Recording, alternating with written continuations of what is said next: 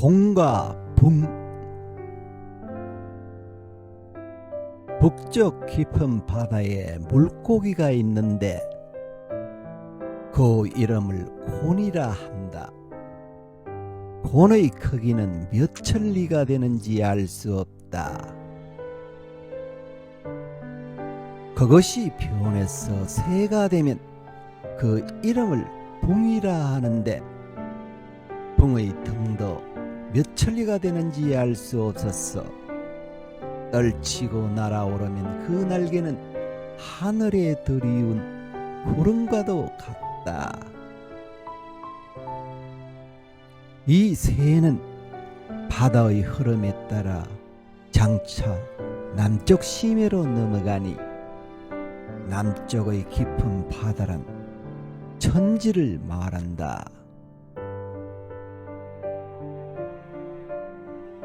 장자, 소요, 유편의 유명한 첫 구절이다.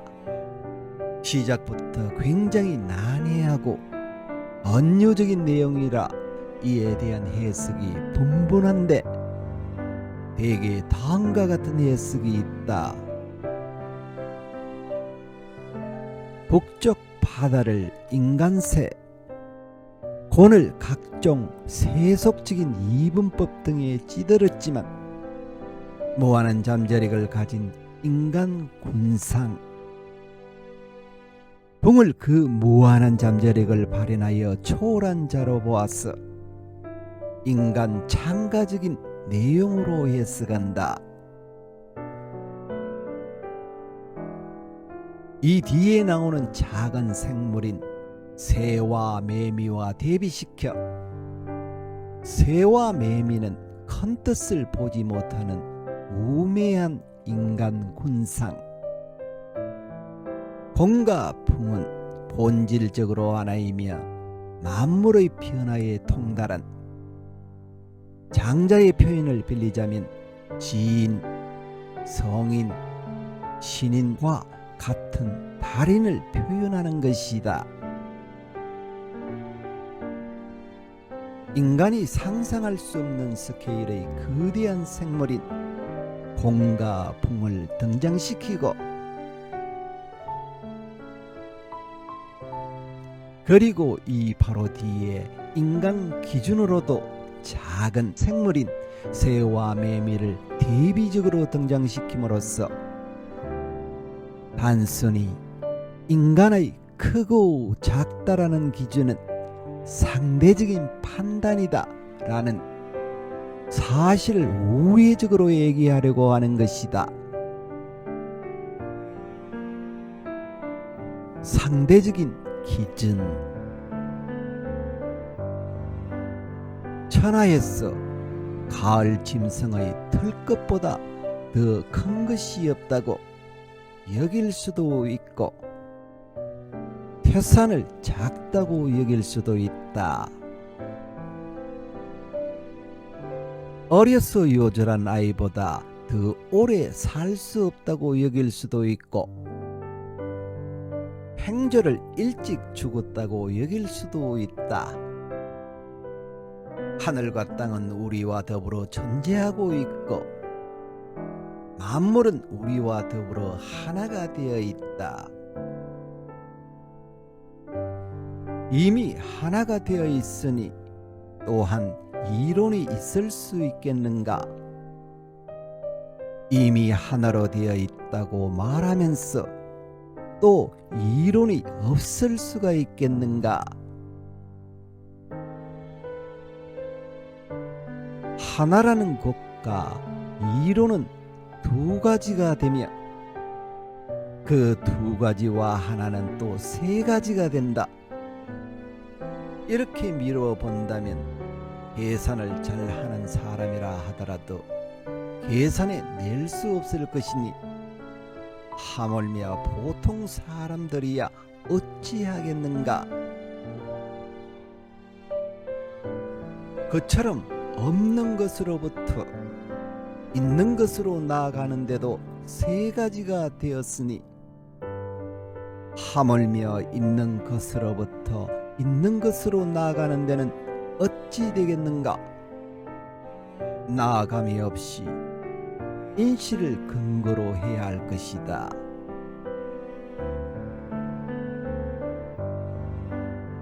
일반적인 관점에선 가을에 가늘어지는 짐승의 털은 매우 작고 태산은 매우 커며 요절한 아이는 일찍 죽었고 행조는 매우 오래 살았다. 하지만 조금 더 생각해보면 이는 어디까지나 틀에 박힌 사고방식으로 보는 입장에 따라서는 이러한 일반적인 관점과는 정반대의 결론을 내릴 수도 있다. 예를 들자면 작은 벌레의 입장에선 짐승의 트럭도 크게 느껴질 것이요, 우주에 나가서 지구를 내려본다면 태산은 매우 작을 것이며 하루살이가 보면 요절한 아이도 장수한 것이고, 지질학의 관점에서 보면 한낱 인간이 아무리 오래 산다고 한들 그 시간은 찰나와 같을 것이다. 즉 모든 기준은 상대적임을 받아들여야 함을 말하고 있다. 모장과 여희는 사람들이 미인이라 하지만 물고기는 그녀들을 보면 물속 깊이 들어가고 새는 그녀들을 보면 높이 날아가며 고라니는 그녀들을 보면 후다닥 달아난다. 이 중 누가 천하의 파란 빛깔을 알고 있는 것인가? 이 역시도 아름답다는 것은 관점에 따라 달라진다는 것을 보여준다. 무용지용. 해시가 장자에게 말하였다. 내가 있는 곳에 큰 나무가 있는데 사람들은 그것을 개똥나무라 부르어. 그 큰 줄기에는 혹이 많이 붙어 있어서 먹줄을 칠 수도 없고 그 작은 가지들은 뒤틀려 있어서 잘을 댈 수도 없어. 길가에 서 있지만 목수들도 그들도 보지도 않소. 지금 당신의 말도 크기만 했지 설 곳은 없으니 모든 사람들이 상대도 안 할 것이요. 그래서 장자가 말하였다. 지금 당신은 큰 나무를 가지고 그것이 설 데가 없다고 근심하고 있어.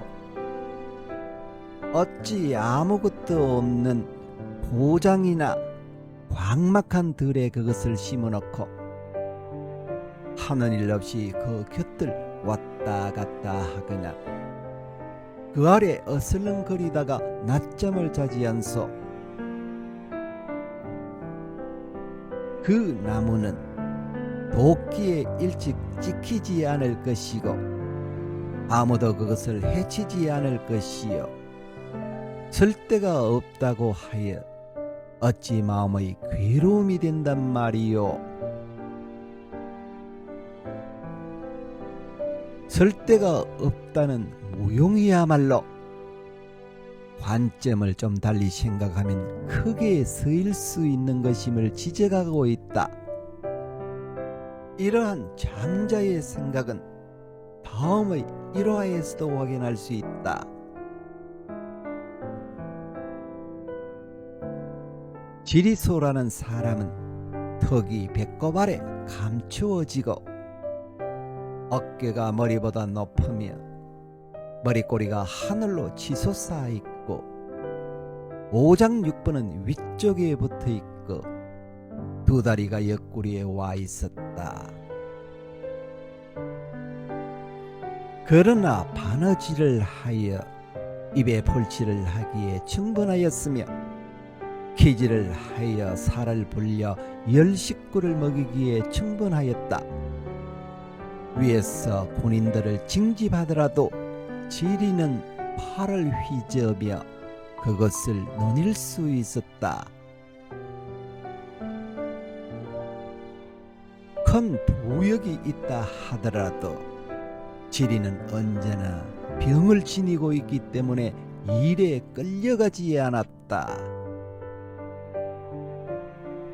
위에서 불구자들에게 곡식을 나누어 줄 때에는 세 종의 곡식과 10다발의 땔감을 받았다. 그 신체가 불완전한 사람도 자신을 충분히 보양할 수 있고 그가 타고난 목숨대로 다 살 수 있는 것이다. 온몸이 뒤틀릴 정도로 심한 껍질을 보면 보통 사람들은 저런 놈이 사람 고실이나 하고 살까 하고 혀를 끌끌 차거나 아니면 동정 내지는 연민의 정을 느끼기 마련인데 장자는 여기서 지리소라는 사람을 예로 들면서 몸이 심한 불구였어야말로 부역에 끌려가지 않고 정부에서 구유를 할 때 이득을 보는 등 언뜻 보면 쓸모없어 보이는 존재가 됨으로써 쓸모없는 것도 관점을 바꾸면 그렇지 않다는 것을 상기시킨다.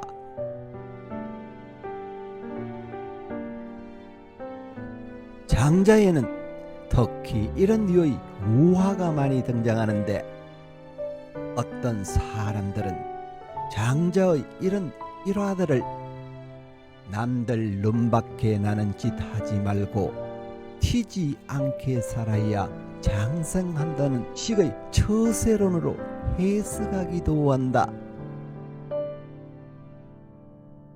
위에서도 말했듯이 장자라는 책 자체가 워낙 해석의 방향성이 무궁무진하기 때문에 완전히 틀린 해석이라고 볼 수는 없다.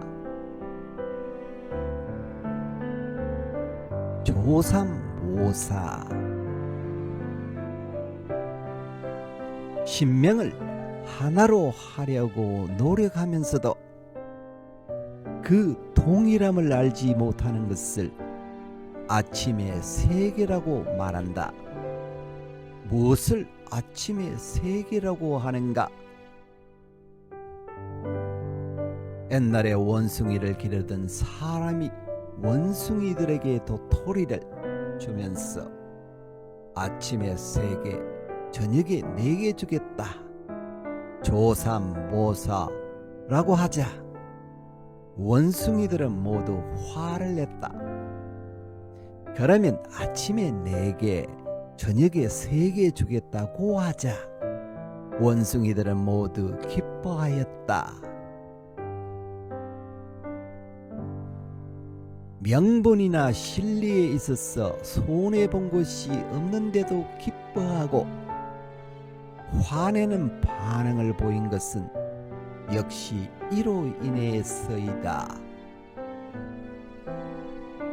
그래서 성인은 옳고 그름을 하늘의 균형에서 멈춤으로써 조화롭게 하니 이를 일컬어 양쪽으로 움직이라 한다.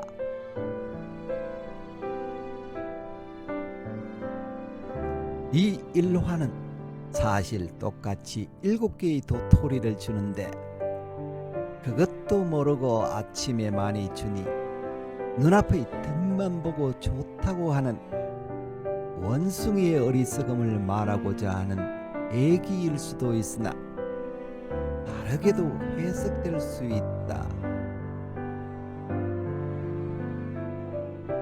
호접지몽 예전에 장자가 꿈의 나비가 되었는데 펄럭이며 날아다니는 나비가 진실로 기뻐 제 뜻에 맞았더라. 그래서 자기가 장자임을 알지 못했다. 그런데 갑작스레 깨고 보니 곧 놀랍게도 장자였다. 장자가 꿈에 나비가 된 것인지 나비가 꿈에 장자가 된 것인가 알지 못하겠구나. 장자와 나비는 틀림없이 구분이 있는 것인데 이를 일컬어 물이 되었다고 한다. 이 일화는 단순히 인생무상, 일장춘몽 등과 같은 의미로 해석할 수 있으나 다르게도 해석이 가능하다. 공자와 노자의 대화. 공자가 서쪽 주나라 왕실 서고에 책을 넣어두려 하였다. 자로가 그에 관해 상의하며 말하였다. 제가 듣건대 주나라의 서고를 관리하던 관리 중에 노담이라는 사람이 있는데 지금은 그만두고 돌아가 집에 살고 있다 합니다. 선생님께서 책을 넣어두시려면 가서 부탁해 보시지요. 공자가 말했다. 좋겠군. 그리고 가서 노담을 만났으나 부탁을 들어주지 않았다. 이에 공자는 시비경을 펼쳐놓고서 그 중요성을 설명하였다. 노담은 그 설명 중에 말하였다. 너무 산만합니다. 그 요점만을 들려주십시오. 그래서 공자가 말하였다. 요점은 어진과 의로움입니다. 노담이 말하였다. 어진과 의로움은 사람의 본성입니까? 공자가 말하였다. 그렇습니다. 군자는 어짐이 아니면 이루어지지 아니하고 의로움이 아니면 살아가지 못합니다. 어짐과 의로움은 진실로 사람의 본성입니다. 또 무엇이 있겠습니까? 노담이 말하였다. 무엇을 어짐과 의로움이라 하는 것입니까? 공자가 말하였다. 마음속으로 만물이 편안함을 느끼고 다 함께 사랑하며 사스럼이 없는 것, 이것이 어짐과 의로움의 뜻입니다. 노담이 말하였다. 뒤에 하신 말씀은 위태롭습니다. 다 함께 사랑한다는 것은 단지 둘러대는 것이 아니겠습니까? 사사로움이 없다는 것이 바로 사사로움인 것입니다.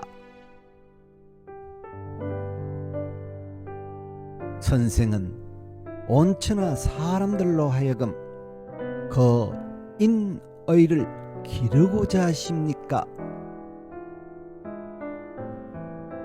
하늘과 땅은 원래부터 법도가 있고 해와 달은 원래부터 환한 빛이 있으며 별과 별자리는 원래부터 배열된 자리가 있습니다. 새와 짐승들은 원래부터 무리가 있고 나무는 원래부터 서서 자라남이 있습니다. 유가와 도가 사상의 근본적인 차이를 알 수 있는 우화이다. 육아 사상에서는 인과 의를 대전제, 수학을 예를 들면 공리와 같은 것으로 두고 논리를 전개시키는 반면,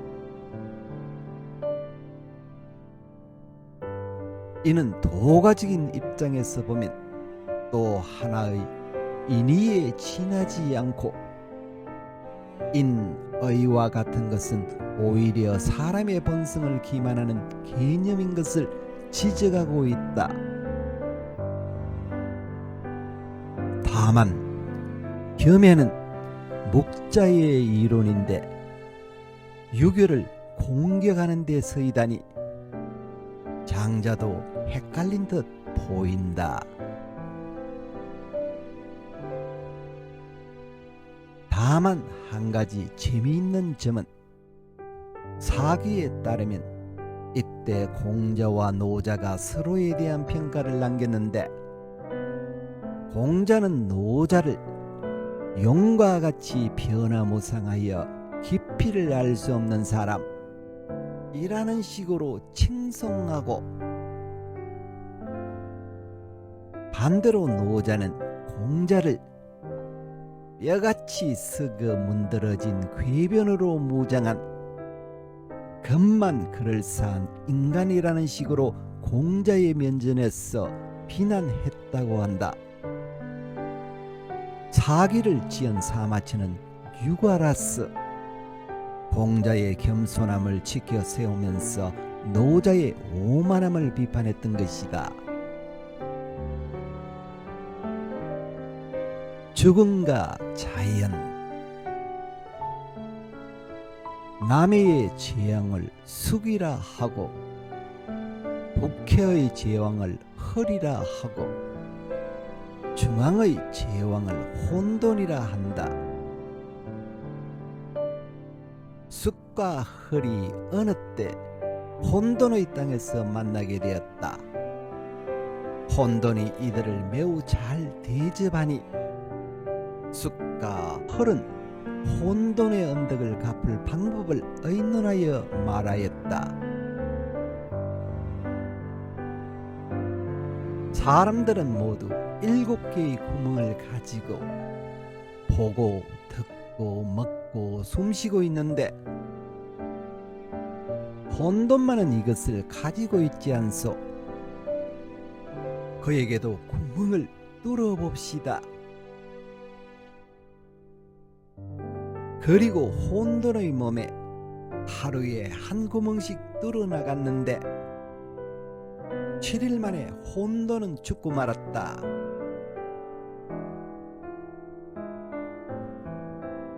혼돈의 몸에 구멍이 없었던 것을 보고 불편해할 것 같았어 통념에 따라 인의를 가해 구멍을 내주었더니 더 편히 살기는커녕 죽어버렸다는 얘기.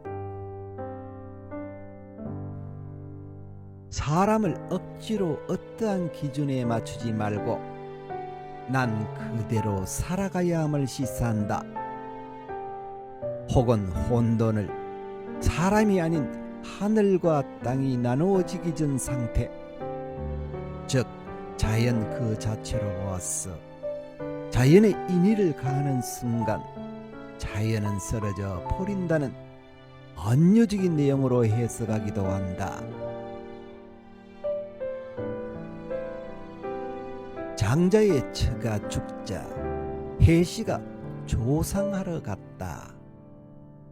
장자는 그때 2다리를 뻗고 앉아 동이를 두드리면서 노래하고 있었다. 그를 본 해시가 말하였다. 부인과 함께 살아왔고 자식을 길렀으며 함께 늙지 않았는가? 그런 부인이 죽었는데 곡을 안 하는 것은 물론 동이를 두드리며 노래까지 부르고 있으니 너무 심하지 않은가? 장자가 말하였다. 그렇지 않네. 그가 처음 죽었을 때에야 나라고 어찌 슬픈 느낌이 없었겠는가. 그러나 그가 태어나기 이전을 살펴보니 본시는 삶이 없었던 것이고, 삶이 없었을 뿐만 아니라 본시 형체조차도 없었던 것이었으며, 형체가 없었을 뿐만 아니라 본시 기운조차도 없었던 것이었네. 허리멍텅한 사이에 섞여 있었으나 그것이 변화하여 기운이 있게 되었고, 기운이 변화하여 형체가 있게 되었고, 형체가 변화하여 삶이 있게 되었던 것이네. 지금은 그가 또 변화하여 죽어간 것일세. 이것은 봄, 가을과 겨울, 여름의 사철이 운행하는 것과 같은 변화였던 것이네. 그 사람은 하늘과 땅이란 거대한 방 속에서 편안히 잠들고 있는 것일세.